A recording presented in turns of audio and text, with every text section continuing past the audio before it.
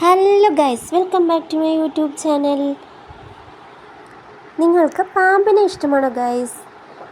ഏക്കറുകളോളം പരന്നു കിടക്കുന്ന ഒരു ദ്വീപ്, മഴക്കാടുകളും അപൂർവ സസ്യസമ്പത്തും തിങ്ങി നിറഞ്ഞ പ്രദേശം. പക്ഷേ പച്ചപ്പുകൾക്കിടയിലും പതിയിരിക്കുന്നുണ്ട് മരണം. ദ്വീപിൽ കാൽ കുത്തിയാൽ ഓരോ ചവിട്ടിടയിലും കാലിനടിയിലേക്ക് എത്തുക ഉഗ്രവിഷമുള്ള പാമ്പുകളായിരിക്കും. ബ്രസീലിലെ സാവോ പോളോയിൽ നിന്ന് ഏതാനും മൈലുകൾ അകലെയാണ് പാമ്പുകളുടെ ദ്വീപ് അഥവാ ഇൽഹ ക്യുമാഡ ഗ്രാൻഡെ എന്നറിയപ്പെടുന്ന മരണം മണക്കുന്ന ഈ ദ്വീപ് ഉള്ളത്. ഇൽഹ ക്യുമാഡ ഗ്രാൻഡെ എന്നാൽ വനനശീകരണം എന്നാണ് അർത്ഥം. 20-ാം നൂറ്റാണ്ടിൻ്റെ തുടക്കത്തിൽ ദ്വീപിൽ കൃഷി വ്യാപകമാക്കാനായി അവിടെയുള്ള മരങ്ങളും ചെടികളുമെല്ലാം നശിപ്പിക്കപ്പെട്ടിരുന്നു. കാട്ടുതീയാണ് ദ്വീപ് വൃത്തിയാക്കാൻ ശ്രമിച്ചത്. എന്നാൽ ഈ പദ്ധതി പൂർത്തിയായില്ലെന്ന് മാത്രമല്ല, ദ്വീപിൽ ഒളിച്ചിരിക്കുന്ന അപകടം മനസ്സിലാക്കിയതോടെ ആരും ഇവിടേക്ക് തിരിഞ്ഞു നോക്കാതെയായി. അങ്ങനെയാണ് ഈ ദ്വീപിന് ഇങ്ങനെ ഒരു പേര് ലഭിക്കുന്നത്. ഇൽഹ ക്യുമാഡ ഗ്രാൻഡെയുടെ ആകാശ ദൃശ്യങ്ങളിൽ മനോഹരമായ കാടുകളും പച്ചപ്പും കുന്നുകളും പാറകളുമെല്ലാം തെളിഞ്ഞു കാണാം. എന്നാൽ ആ സൗന്ദര്യം തേടി ദ്വീപിലെത്തുന്നവരെ കാത്തിരിക്കുന്നത് മരണമാണെന്ന് ഉറപ്പിച്ചു പറയാനാകും. ലോകത്തിലെ ഏറ്റവും മാരക വിഷമുള്ള പാമ്പുകളുടെ വിഭാഗത്തിൽപ്പെട്ട കുന്തത്തലയൻ സ്വർണ്ണാണലികൾ ഉൾപ്പെടെ 4 ലക്ഷത്തോളം പാമ്പുകളാണ് 106 ഏക്കർ മാത്രം വലിപ്പമുള്ള ഈ ദ്വീപിനകത്തുള്ളത്. ഓരോ ചതുരശ്ര മീറ്ററിലും 2 മുതൽ 5 വരെ പാമ്പുകൾ ഉണ്ടാവുമെന്ന് ഗവേഷകർ പറയുന്നു. അതുകൊണ്ട് തന്നെ ദ്വീപിലേക്ക് ആർക്കും പ്രവേശനമില്ല. ഇൽഹ ക്യുമാഡ ഗ്രാൻഡെ പാമ്പ് ദ്വീപായത് എങ്ങനെ? മെയിൻലാൻഡ് ബ്രസീലിനോട് ചേർന്ന പ്രദേശമായിരുന്നു ഇൽഹ ക്യുമാഡ ഗ്രാൻഡെയും. ഒരു കാലത്ത് ഇവിടെ ജനവാസമുണ്ടായിരുന്നു.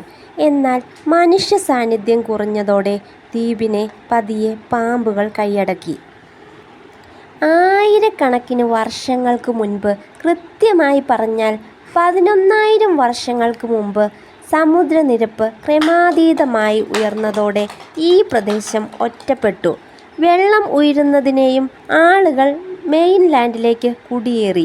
ജനവാസം കുറഞ്ഞതോടെ ഈ പ്രദേശത്തെ പാമ്പുകളുടെ സാന്നിധ്യവും കൂടി വന്നു. അപ്പോഴേക്കും പ്രദേശം വെള്ളത്താൽ ചുറ്റപ്പെട്ട് ദ്വീപായി മാറിയിരുന്നു. ദ്വീപിൽ നിന്ന് രക്ഷപ്പെടാൻ വഴിയില്ലാതെ വന്നതോടെ പുതിയ മേഖലയുമായി പാമ്പുകൾക്ക് ഇണങ്ങിച്ചേരേണ്ടി വന്നു. കാലങ്ങൾ പിന്നിട്ടതോടെ പാമ്പുകളുടെ എണ്ണം ഇരട്ടിയായി. അതങ്ങനെ ഇരട്ടിച്ചുകൊണ്ടേയിരുന്നു. പതിയെ ദ്വീപ് പൂർണ്ണമായും പാമ്പുകളുടെ വിഹാര കേന്ദ്രമായി മാറി. പാമ്പ് ദ്വീപുമായി ബന്ധപ്പെട്ട അപകടങ്ങളെക്കുറിച്ച് നിരവധി കഥകൾ പ്രചരിക്കുന്നുണ്ട്. വാഴപ്പഴം ശേഖരിക്കാനായി ദ്വീപിലേക്ക് പോയ മത്സ്യത്തൊഴിലാളിക്ക് പാമ്പ് കടിയേറ്റതാണ് അതിൽ ഒന്നാമത്തെ കഥ. കടിയേറ്റെങ്കിലും അയാൾക്ക് താൻ സഞ്ചരിച്ച ബോട്ടിലേക്ക് തിരിച്ചെത്താനായി. പക്ഷേ ജീവൻ തിരിച്ചു കിട്ടിയില്ല. തീരത്തടിഞ്ഞ ബോട്ടിൽ മത്സ്യത്തൊഴിലാളിയുടെ ജഡത്തിനൊപ്പം രക്തവും തളം കെട്ടിയിരുന്നുവെന്നാണ് പറയപ്പെടുന്നത്. ജഡം പരിശോധിച്ചതിൽ നിന്ന് മാരകമായ വിഷമേറ്റാണ് അയാൾ മരണപ്പെട്ടതെന്ന് കണ്ടെത്തി. വിഷം കുന്തത്തലയൻ അണലി പാമ്പിൻ്റേതാണെന്നും അധികൃതർ തിരിച്ചറിഞ്ഞു. ദ്വീപിലെ ലൈറ്റ് ഹൗസിലുണ്ടായിരുന്ന അവസാനത്തെ ജീവനക്കാരനുമായി ബന്ധപ്പെട്ടതാണ് മറ്റൊന്ന്. ദ്വീപിലെ ലൈറ്റ് ഹൗസ് ഓപ്പറേറ്റർ കുടുംബത്തോടൊപ്പമാണ് ദ്വീപിൽ താമസിച്ചിരുന്നത്. ഒരു ദിവസം ജനലിലൂടെ എണ്ണാൻ സാധിക്കുന്നതിലുമധികം പാമ്പുകൾ വീടിനകത്തേക്ക് പ്രവേശിക്കുകയും ഓപ്പറേറ്ററെയും ഭാര്യയെയും മക്കളെയും ആക്രമിക്കുകയുണ്ടായി.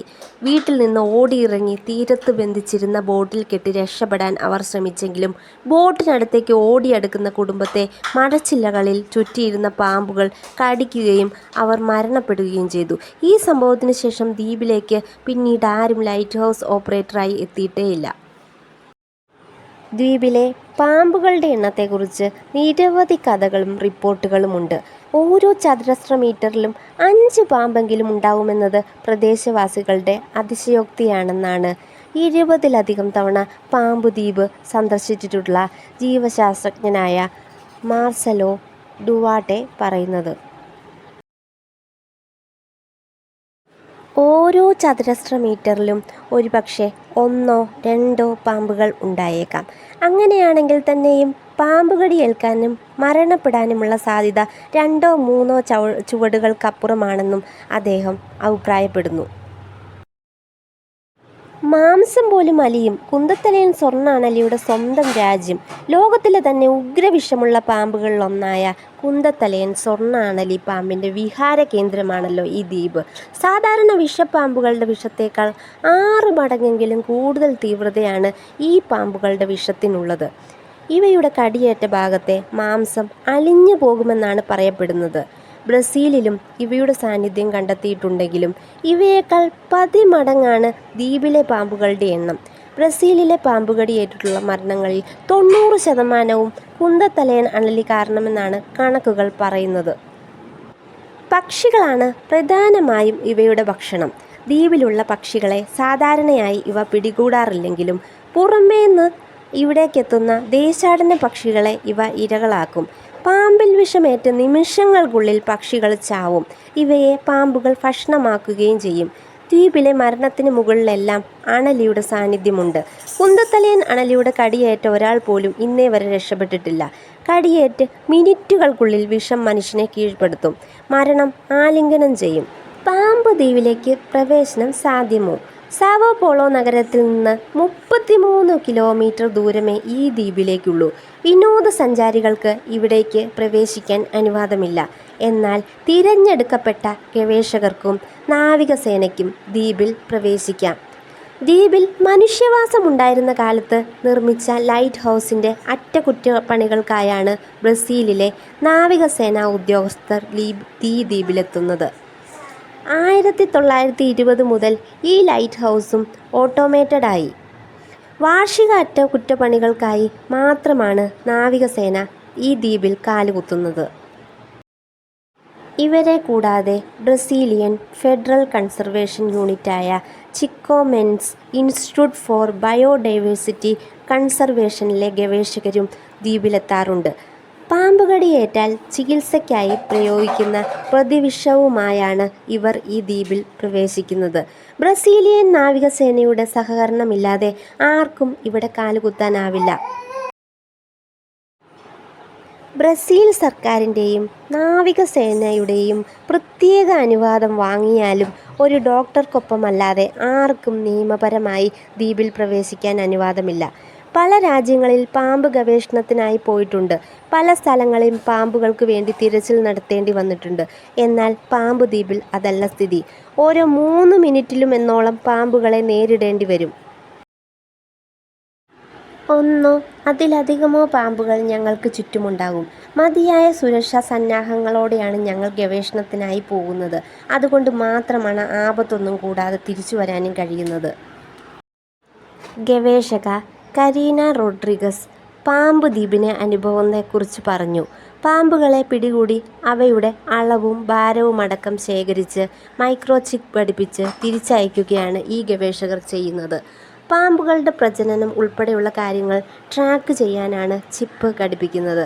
പാമ്പുകളുടെ ദ്വീപാണെങ്കിലും കുന്തത്തലയൻ പാമ്പുകൾ വംശനാശ ഭീഷണിയിലാണെന്നും കരീന അഭിപ്രായപ്പെടുന്നു. പാമ്പുകളുടെ എണ്ണം 1000-ലധികം കുറഞ്ഞുവെന്നാണ് കരീന പറഞ്ഞത്. വംശനാശ ഭീഷണി നേരിട്ട് മറ്റ് ജീവികൾ. പാമ്പുകളുടെ ദ്വീപ് മറ്റ് ജീവിവർഗങ്ങൾക്കും വലിയ ഭീഷണി തന്നെയാണ് ഉയർത്തുന്നത്.